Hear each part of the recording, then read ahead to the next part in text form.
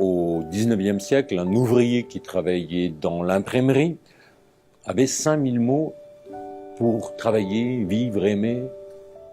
Et aujourd'hui, le même ouvrier en a 500. Donc il y a 4500 mots qui sont perdus.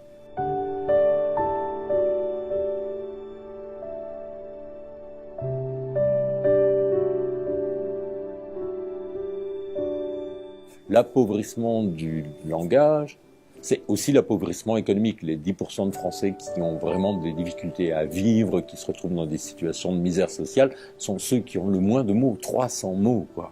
Alors que le langage est vraiment fait pour tous, alors que l'éducation, Jules Ferry, tous ces efforts des professeurs, comment ça se fait que les mots ne restent plus? Pourquoi ils s'en vont?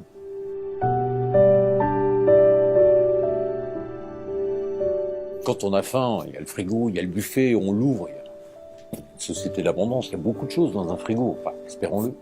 Nous, on a un dictionnaire, c'est un objet qui fait 20 cm3. On l'ouvre, on joue avec les parents, on ouvre le dictionnaire, on trouve un mot, et dit qu'est-ce que c'est que ce mot? C'est un oiseau, on le met dans une phrase. Le mot adore le jeu.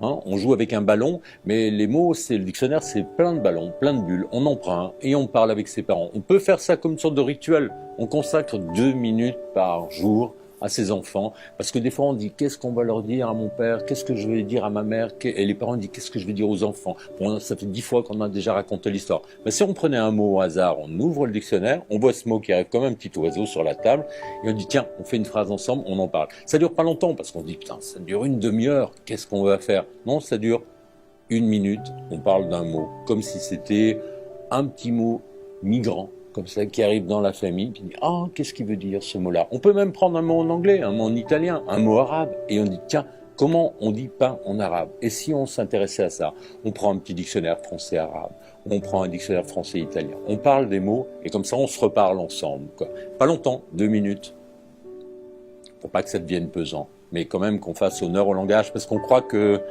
l'eau, les mots, tout ça, ce sera toute l'éternité. Ben non, les mots, comme l'eau, ça se raréfie.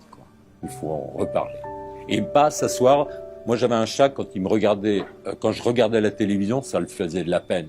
Je bougeais plus, j'étais comme une statue. Alors il se mettait sur moi, il commençait à gratter pour me réveiller. Il croyait que j'étais mort. Ça tue un peu les écrans. Alors qu'un dictionnaire, ça tue pas. La parole, tout ça, ça tue pas.